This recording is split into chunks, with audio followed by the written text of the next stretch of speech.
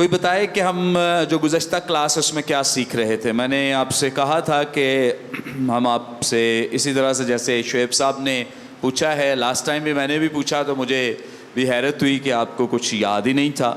کوئی بتائے کہ پچھلی کلاس میں ہم نے کیا سیکھا تھا؟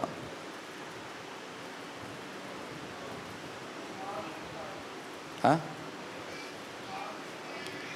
وہ تو آپ کو یاد ہی ہے، شوکت صاحب نے کہہ دی اعمال کی کتاب۔ سیکھا گیا تھا، یہ ذرا مائک دے دیں پلیز۔ خدا کے کلام کی خوشخبری کو پھیلانے کے جو ذرائع تھے ان پہ بات کی تھی کہ پہلا کلام تھا، ویری گڈ، دوسرا روح القدس اور دعا، ویری گڈ، شاباش۔ اور پھر یہ ہم نے سیکھا تھا کہ تھسالونیکیوں کے نام جو خط تھا، لوکا کو کیا نہیں پتا تھا کہ یہ پالوس رسول نے لکھا ہے؟ ہاں ویری گڈ، شاباش۔ کہ لوکا کو کئی آپ نے بتائے تھے کہ کچھ علماء کچھ کہتے ہیں، ہاں مختلف جو اسکالرز ہیں وہ ڈفرینٹ آراء اس کے بارے میں رکھتے ہیں۔ اوکے، سو آج ہم آگے بڑھیں گے اور مقدس لوکا کی معرفت لکھا گیا یہ جو کلام ہے رسولوں کے اعمال، اس میں کچھ تھیمز ہیں جو یہاں پائے جاتے ہیں، ان پہ بھی ہم آج سیکھیں گے۔ ایک چیز آپ نے بڑی غور کی ہوگی اعمال کی کتاب میں، جو روم کی شہریت ہے، سٹیزن شپ آف روم، بتائیں کہ بار بار مقدس پولس کے تعلق سے ذکر کیا جاتا ہے کہ وہ رومی شہری ہے، اس کے پاس رومی سٹیزن شپ ہے، وہ کہیں جاتا ہے مقدمات میں تو وہاں پہ اپنی اس چیز کو استعمال کرتا ہے یا لوگ اس کا حوالہ دیتے ہیں۔ تو کیا اس میں اتنی بڑی امپورٹنس ہے کہ بار بار رومی شہریت کا تذکرہ کیا جاتا ہے؟ ہاں جی مائک لے لیں پلیز۔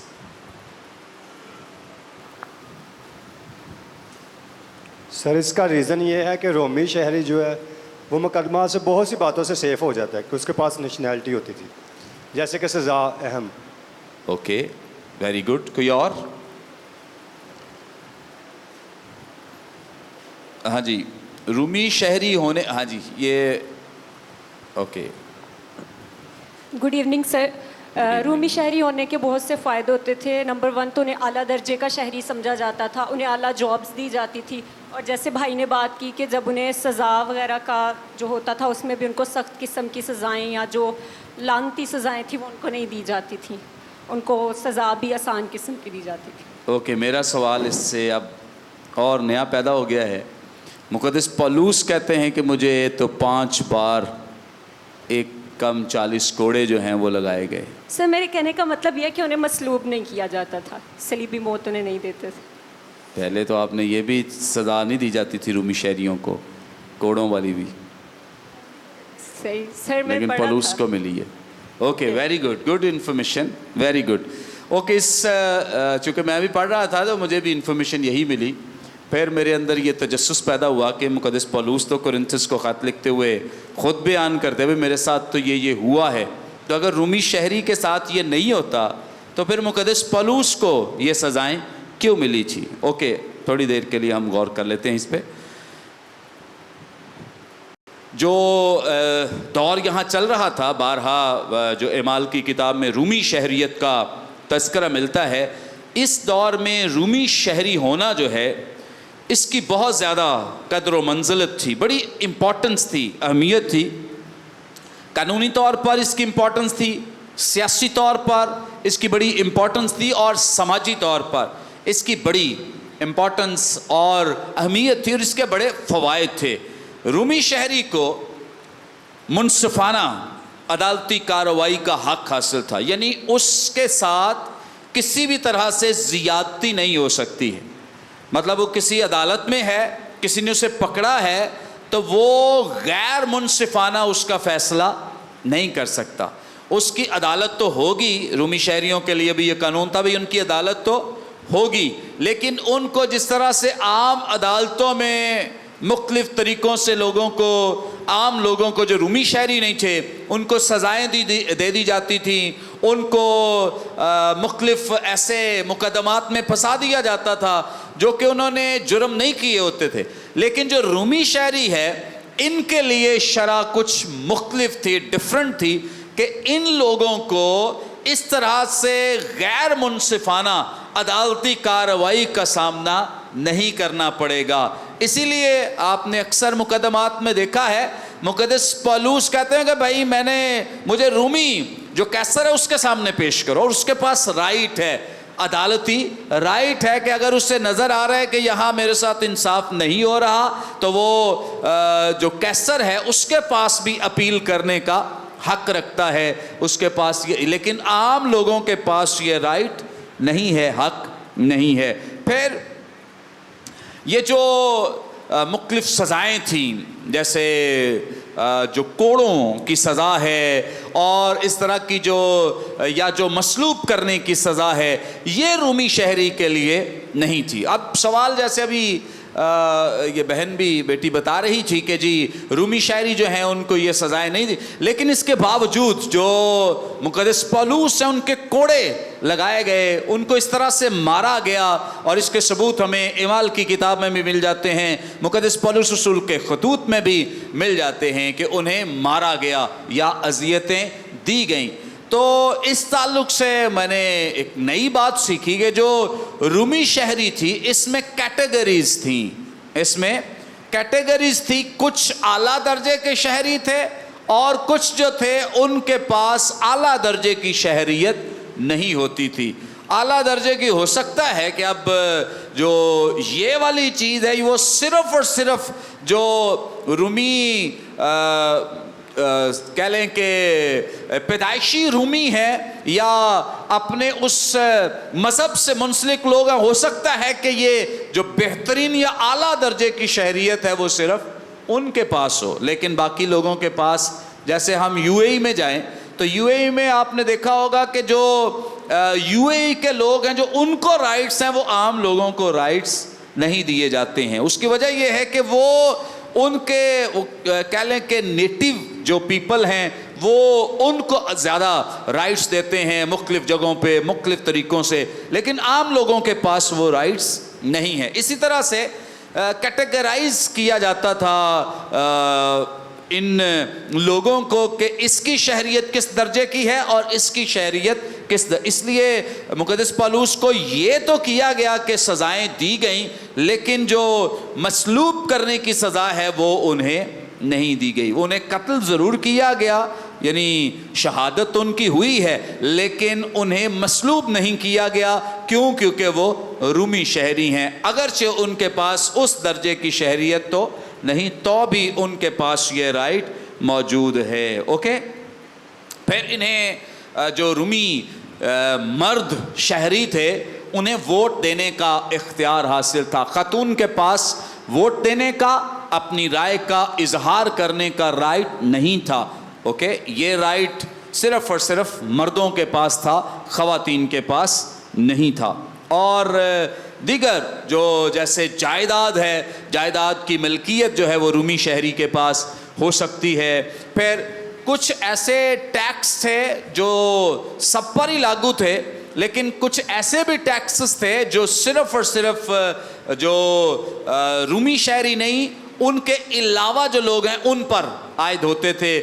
اور کچھ ٹیکسز میں سے رومی جو شہری ہے اس کو چھوٹ مل جاتی تھی. سو اس اعتبار سے رومی شہری کو مختلف طریقوں سے مراعات دی جاتی تھی یا اسے مختلف طریقوں سے سیف کیا جاتا تھا, عدالتوں میں, سیاست میں. اور یہ لوگ ووٹ لے کر, جو رومی شہری ہیں, ووٹ لے کر تو حکومت کا حصہ بن سکتے ہیں اور سیاسی جو سرگرمیاں ہیں ان میں بھی شامل ہو سکتے ہیں. اوکے. سو یہ رومی شہریت ہمیں بار بار نظر آتی ہے اعمال کی کتاب میں. تو میں نے کہا اچھا ہے کہ ہم اس پر غور کر لیں. اہم تھیمز کچھ ہمیں نظر آتے ہیں جن پہ ہم تھوڑی دیر کے لیے غور کریں گے. نمبر 1 جو تھیمز ہیں یا جو اس میں مختلف پوائنٹس ہیں, خیالات ہیں, خداوند یسوع مسیح کی بادشاہی. اگر آپ اعمال کی کتاب کا آغاز دیکھیں, اختتام دیکھیں, آغاز سے ہی آپ کو بادشاہی کی تعلیم ملتی ہے. جیسے ہم پڑھتے بھی ہیں یسوع مسیح سے جو شاگرد ہیں وہ سوال کرتے ہیں کہ اب جو تو زندہ تو ہو گیا مردوں میں سے، تو اب کیا تو بادشاہی جو ہے وہ ابھی اپنے لوگوں کو عطا کر دے گا؟ تو یسوع مسیح کہتے ہیں کہ ان چیزوں کا جاننا جو ہے وہ تمہارے لیے ضروری نہیں ہے۔ سو بادشاہی کے پیغام کا آغاز ہی میں تذکرہ ہے، اور اختتام بھی ہمیں بادشاہی کی منادی کرنے پر ہی نظر آتا ہے۔ مقدس پولس جو ہیں وہ قید میں ہیں اور وہاں پر منادی کا کام کر رہے ہیں، مختلف بادشاہوں کے سامنے، مختلف لوگوں کے سامنے۔ پھر ہمیں 3 مختلف جو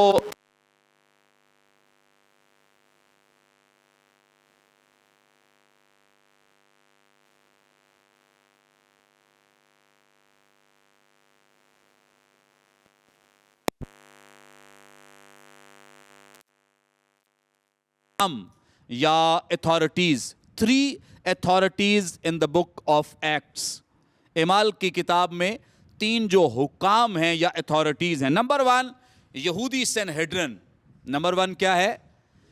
یہودی سنہیڈرن۔ آپ کو بارہا یہ سکھایا گیا۔ سنہیڈرن کے کتنے ممبرز تھے؟ 71۔ شاباش۔ اور سنہیڈرن جو ہے اس کا کام کیا ہے کہ یہ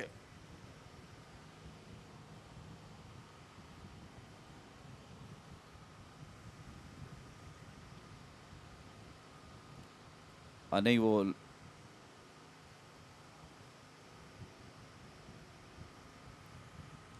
اوکے، میرا خیال ہے آن لائن تو آواز جا رہی ہے، لیکن آن لائن والے پلیز ذرا ویٹ کریں، ادھر جنریٹر کی وجہ سے جیسے ہی آواز کا مسئلہ حل ہو جاتا ہے آپ تک میں بات پہنچاتا ہوں۔ نیکسٹ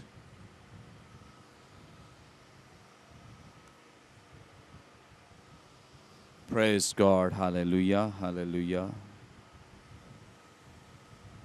پریز گاڈ ہاللیلویا۔ آپ جتنے لوگ آن لائن ہمارے ساتھ ہیں، آپ ضرور اس لائیو سروس کو دوسروں کے ساتھ بھی شیئر کریں تاکہ یہ سروس جو ہے یہ زیادہ سے زیادہ لوگوں تک پہنچ سکے۔ یار انہیں کہا نیل بند کر دیں، تو بس ہم ویسے کر لیتے ہیں، 10-15 منٹ ہیں۔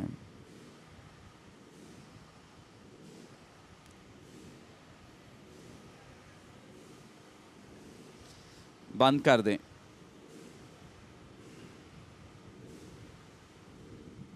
اوکے، سو 3 اتھارٹیز جو ہیں، 3 اتھارٹیز ہمیں نظر آتی ہیں۔ نمبر 1 کیا ہے؟ یہودی سنہیڈرن۔ بار بار آپ کو ذکر ملتا ہے یہودی سنہیڈرن کا، شاگردوں کو پیش کیا جاتا ہے، رسول پیش ہو رہے ہیں اور مقدمات چل رہے ہیں، پابندیاں لگ رہی ہیں، یہ نہیں کرنا، یہ نہیں کرنا، یہ نام لے کر منادی نہیں کرنی۔ کبھی انہیں کہا جاتا ہے کہ تم نے مزید اب جا کر تو لوگوں کو اس طرح سے گمراہ نہیں کرنا۔ سو سنہیڈرن نظر آتی ہے، نمبر 1 جو اتھارٹی ہے اعمال کی کتاب میں۔ نمبر 2 ہمیں رومی حکام نظر آتے ہیں، یا رومی حاکم جو ہیں، اتھارٹیز جو ہیں وہ نظر آتی ہیں کہ جو رومی اتھارٹیز ہیں یہ اپنے سامنے جو ان کے مقدمات چل رہے ہیں، جیسے مقدس پولس کا مقدمہ چل رہا ہے، سو یہ جو سیکنڈ اتھارٹی نظر آتی ہے۔ نمبر 3 جو یونانی فلاسفرز ہیں وہ نظر آتے ہیں بحث مباحثہ کرتے ہوئے۔ آپ مقدس پولس رسول کو ایریپگس کے مقام پر دیکھتے ہیں کہ وہاں جا کر تو لوگوں کے ساتھ بحث مباحثہ کیا جا رہا ہے۔ سو یہ نمبر 2 میں نے بتایا ہے جو اہم تھیم ہمیں نظر آتا ہے۔ نمبر 3 شہادتیں نظر آتی ہیں اعمال کی کتاب میں، اور یہاں سے ہی آغاز ہوا ہے دراصل شہادتوں کا۔ سو مسیحیت میں جو سب سے پہلا درجہ جس کو شہادت کا نصیب ہوا ہے وہ کون ہے؟ کون؟ اسطفنس۔ اور شاگردوں میں سے پہلا کون ہے؟ مقدس یعقوب رسول۔ سو یہاں سے شہادتوں کا آغاز ہوتا ہے، انڈیویجول یہ شہادتیں ہیں جو ہمیں دکھائی دیتی ہیں۔ نمبر 4 مشن ورک کا نمونہ ہمیں نظر آتا ہے کہ کیسے مشن ورک کیا جا رہا ہے۔ اگر آپ مقدس پولس رسول کے جو تینوں मिशनरी जर्नीज़ हैं, सफ़र हैं, इनको पढ़ें तो वहाँ पे हमें ये चीज़ें बड़ी उत्तम नज़र आती हैं कि कैसा फार्मूला है इनका लोगों को तालीम देने का, सिखाने, मुनादी करने, बशारत देने का, और इस मिशन वर्क का क्या एक फार्मूला, स्ट्रेटजी किस तरह से हमें दिखाई देती या नज़र आती है।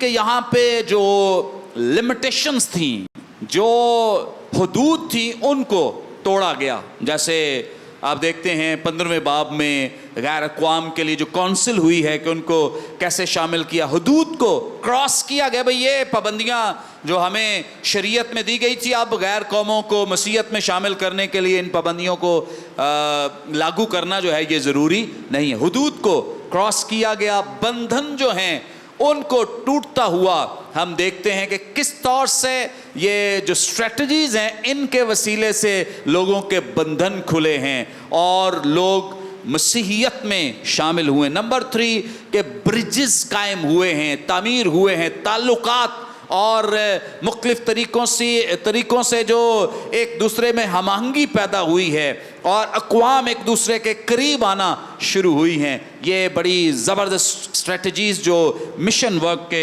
ताल्लुक़ से हमें नज़र आती हैं। फिर हमें नंबर 5 जो एक और थीम नज़र आता है वो टीम वर्क नज़र आता है। टीमें बन गई हैं। जैसे खुदावंद यीशु मसीह ने इनको 2-2 करके भेजा था। हमें जो इनिशियली अगर हम आगाज़ी में देखें तो हमें 2 लोग बकसरत नज़र आते हैं, मुक़द्दस पतरस और मुक़द्दस यूहन्ना रसूल। सो ये जो रसूलों के माबैन या शागिर्दों के माबैन टीम वर्क है। फिर वो ग्रोह बनकर वो इकट्ठे मिलकर भी काम करते थे। ये नहीं कि 2-2 जा रहे हैं, जब जहाँ कहीं ज़रूरत है वो इकट्ठे मिलकर इस काम को सर अंजाम देने। सो टीम वर्क की एक ज़बरदस्त एग्जाम्पल या थीम जो है वो हमें नज़र आता और दिखाई देता है। नंबर 6 एक और थीम जो हम देख सकते हैं वो है गवाह, विटनेस। लफ्ज़ गवाह एमाल की किताब में 11 मरतबा इस्तेमाल हुआ है। कितनी दफ़ा? 11 दफ़ा इस्तेमाल हुआ है। और इब्तदाई ईमानदारों को आप जानते हैं कि गवाह कहा गया। एमाल की किताब के पहले बाब की 8वीं आयत इस बात के लिए हमारी रहनुमाई करती है कि जब रूहुल कुद्स तुम पर नाजिल होगा तो तुम क्या पाओगे? क़ुव्वत पाओगे और क्या बन जाओगे मेरे गवाह। यरूशलेम, तमाम यहूदिया, सामरिया और ज़मीन की इंतहा तक क्या बनोगे? मेरे गवाह बनोगे। अब गवाह की इस्तिलाह जो है वो इस बात की तरफ इशारा करती है कि शागिर्दों ने, रसूलों ने जो कुछ अपनी आंखों से देखा है, जो कुछ अपने कानों से सुना है, जो शागिर्द हैं, रसूल जो हैं, ये एज इट इज़ जाकर लोगों को बताएं। ये गवाही है या गवाह का जो काम है कि जो कुछ उसने देखा। आज भी तो यही सवाल किया जाता है, जिनकी गवाही ली जाती है कि जो कुछ आपने देखा और सुना है वो सच सच कहना है। तो इनका भी काम यही था। इसके लिए जो यूनानी ज़ुबान का लफ्ज़ इस्तेमाल हुआ है, जो इंग्लिश ज़ुबान में लफ्ज़ मर्टायर इस्तेमाल हुआ है या शहीद, उर्दू ज़ुबान में उसका तर्जुमा जो है वो शहीद किया गया है। याद रखेंगे जो शहीद लफ्ज़ है ये दरअसल लफ्ज़ गवाह में से ही निकला है। जो इंग्लिश ज़ुबान का लफ्ज़ है ये यूनानी ज़ुबान के लफ्ज़ में से निकला है, जिसका मतलब उर्दू ज़ुबान में क्या किया जाता है? शहीद। गवाह का मतलब वो है, मतलब ये है कि जो अपनी गवाही देते देते क्या हो जाए? शहीद हो जाए। क्या हो जाए? हमें रसूलों की ज़िंदगी तो ऐसी ही गवाही नज़र आती है कि वो गवाह हैं। कैसे गवाह हैं? टिल डेथ वो क्या करते रहे हैं? मसीह की गवाही देते रहे हैं। टिल डेथ वो मसीह के कलाम को प्रीच करते रहे हैं और लोगों के साथ शेयर करते रहे हैं। एक और जो चार्ट मैं आपके साथ शेयर करना चाहता हूं, दिखा देंगे ज़रा प्लीज़ अनिल। یہ چارٹ آپ کی ہیلپ کرے گا، مدد کرے گا، کیونکہ اگر ہم سارے خطوط کے تعلق سے سیکھیں، جیسے لاسٹ ٹائم ہم نے تھیسالونیکے کی کلیسیا کو لکھے گئے خطوط پر غور کیا، اگر ہم سارے اس طرح سیکھیں تو نیکسٹ ہمارا جو ٹارگٹ ہے وہ نہیں اچیو ہو پائے گا. سو اس لیے میں نے اس کو شارٹ کیا ہے، اور ہیلپ کے لیے یہ ایک چارٹ جو ہے جو ہماری رہنمائی کرے گا اعمال کی کتاب میں، جو کرونالوجیکل جو ترتیب ہے یا جو ترتیب وار واقعات ہیں ان کو بیان کرنے کے لیے. تھوڑی اور لائٹ کم کر دیں. اوکے، یہ تو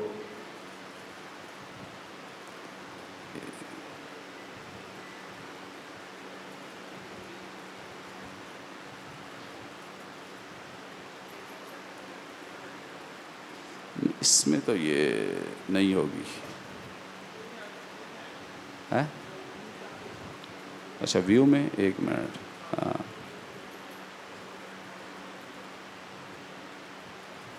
کم کر دیں،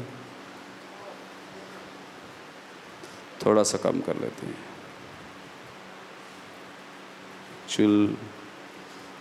یہ بس اتنا ہی آ رہا ہے. چلو ٹھیک ہے، تھوڑا سا اس کو نہیں ہو رہا ہے. پی ڈی ایف بنائی ہوئی تھی میں نے. اوکے،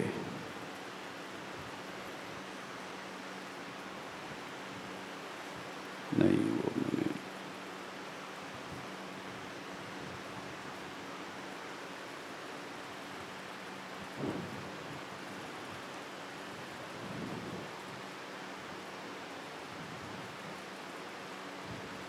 یہ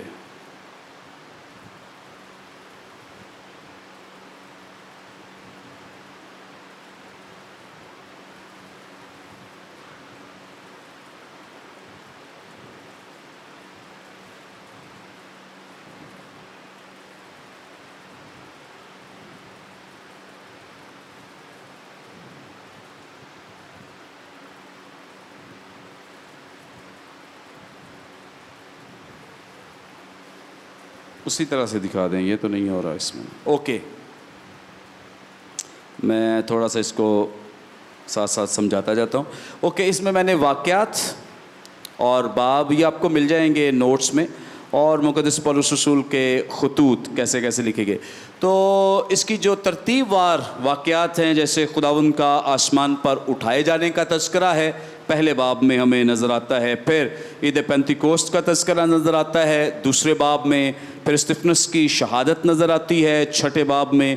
پھر مقدس پالوس کی تبدیلی یعنی ساؤل کی تبدیلی نظر آتی ہے نویں باب میں. مقدس پولس رسول کا یروشلیم میں پہلا دورہ جو نظر آتا ہے پھر نویں باب میں. اور مقدس پولس رسول ترسس میں نظر آتے ہیں 9ویں باب میں. مقدس پولس جو انطاکیہ کی طرف جاتے ہیں 11ویں باب میں. مقدس پولس رسول کا یروشلیم میں جو دوسرا دورہ ہے اور 11ویں باب میں. مقدس پولس رسول کا پہلا مشنری سفر 13ویں اور 14ویں باب میں. اب یروشلیم کونسل جس کے بارے میں ہم لاسٹ ٹائم بات کر رہے تھے، کس چیپٹر میں ہے یہ؟ 15ویں باب میں. کس چیپٹر میں ہے؟ 15ویں باب میں. 15ویں باب میں بحث کیا چل رہی تھی؟ ختنے کے بارے میں. اور ختنے کے بارے میں آپ کو کون سا خط بتاتا ہے؟ گلتیہ کا، گلتیوں کی کلیسیا کے نام لکھا گیا جو خط ہے. اوکے، سو گلتیہ کی کلیسیا ایک نہیں تھی، اس میں اور بھی مختلف اس ایریا میں رہنے والی کلیسیائیں تھیں، جو ہم جب گلتیوں کی کلیسیا کا خط پڑھیں گے تو ہمیں اس کے بارے میں بخوبی علم ہو جائے گا. سو گلتیہ کی کلیسیا کو جو خط کی بنیاد ہے وہ ہمیں کہاں نظر آتی ہے؟ 15ویں باب میں. کہاں پہ نظر آتی ہے؟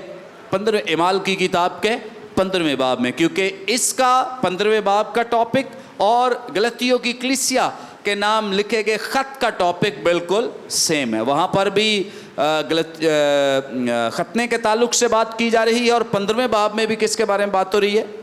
ختنے کے بارے میں. اوکے، پھر مقدس پولس رسول کا جو دوسرا مشنری سفر ہے 15ویں باب سے، یہاں پر لاسٹ ٹائم جو ہم نے سیکھا تھا، مقدس پولس رسول نے پہلا اور دوسرا خط جو تھیسالونیکے کی کلیسیا کو لکھا گیا تھا ओके, ये 2 खतूत जो हैं ये हमें लास्ट टाइम हमने इसके बारे में डिटेल सीखी थी। ये हमें 15वें बाब से लेकर 18वें बाब तक नज़र आते दिखाई देते हैं। ओके, मुक़द्दस पौलुस रसूल का तीसरा जो मिशनरी सफ़र है, जहाँ पर हमें पहली और दूसरा जो ख़त है कुरिन्थियों की कलीसिया के नाम लिखा गया। आप जब कुरिन्थुस का ख़त हम पढ़ेंगे तो हमें बैकग्राउंड के लिए मुक़द्दस पौलुस के ताल्लुक़ से जो उनका विज़िट है यहाँ पे आना पड़ेगा, इसके बैकग्राउंड के ताल्लुक़ से कि कहाँ पे मुक़द्दस पौलुस थे और कहाँ से ये ख़त जो है ये तहरीर किया गया। ओके, फिर उसके बाद मुक़द्दस पौलुस रसूल यरूशलेम का दौरा करते हैं, जहाँ पर 21वें बाब में हमें ये तज़किरा मिलता है, जहाँ पर रूमियों की कलीसिया के नाम के लिखे गए ख़त की बुनियाद हमें नज़र आती है। फिर मुक़द्दस पौलुस रसूल कैसरिया की कैद में नज़र आते हैं। फिर मुक़द्दस पौलुस रसूल जहाज़ के ज़रिए रोम रवाना होते हैं और फिर रोम की कैद में इख्तिताम होता है। यहाँ से वो तीमुथियुस के नाम लिखे गए 2 खतूत बयान करते हैं। ये वो ख़त हैं जो मुक़द्दस पौलुस रसूल कैद में हैं, तब उन्होंने ये ख़त जो हैं ये तहरीर किए हैं। ओके, सो इसकी डिटेल भी हमें मिल जाती है, लेकिन चूँकि अगर हम सारे खतूत की डिटेल, फिर मैंने बेहतर जाना कि जब हम इन खतूत का मुताला करेंगे तो उसमें हम साथ साथ इनकी डिटेल्स भी शेयर करेंगे, ताकि एमाल की किताब को ख़त्म करके हम आगे बढ़ सकें। ओके, ये चार्ट आपको दुरुस्त हालत में मिल जाएगा।